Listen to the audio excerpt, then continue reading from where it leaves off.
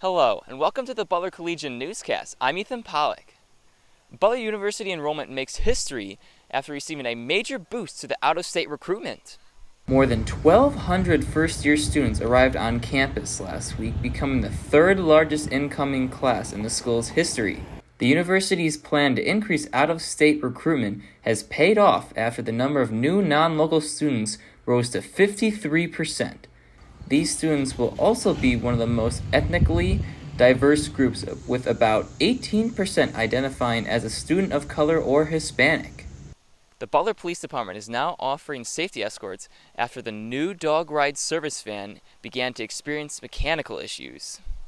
Just 48 hours after making its debut, the new handicap-accessible van is already not working due to newfound automotive difficulties.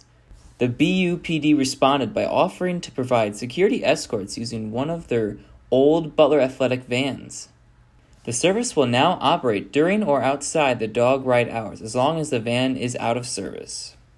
With school starting up just last week, so did all the sports here at Butler University. Multimedia reporter Maeve Van Etten has more on this week's sports recap. Fall sports are finally underway at Butler, and both the Selleck Bowl and Hinkle have been very busy. The women's soccer team is off to a great start as they took their first win 5-0 against Western Michigan and followed that by an upset on the road versus number 9 Michigan. This took the team to a number 17 rank in the top 25. Unfortunately, shortly after, they fell short to Illinois in the last seconds of the game, falling 1-0.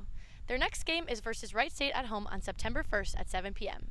The men's soccer team had their season opener last Thursday night at the Selleck Bowl against Western Michigan and won the game 2-0. They then braved the storm to shut out number 14 team Marshall with a score of 1-0, despite the weather delay and early stoppage.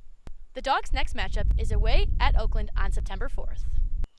The women's volleyball team has been standing their ground so far this season. Despite a tough exhibition loss against Bradley, they have won their first 3 games of the season against Eastern Illinois, Oakland, and Akron.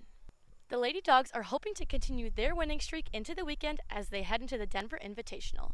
And lastly, as for the Butler football team, they've got their first game this Saturday against St. Thomas and are hoping for a win under new leadership of head coach Jeremovich.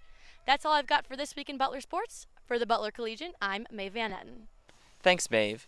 That's all for this week's Butler Collegian Newscast. To stay up to date with all things Butler, visit our website online at thebutlercollegian.com or on Twitter at Butler Collegian. For the Butler Collegian, I'm Ethan Polak.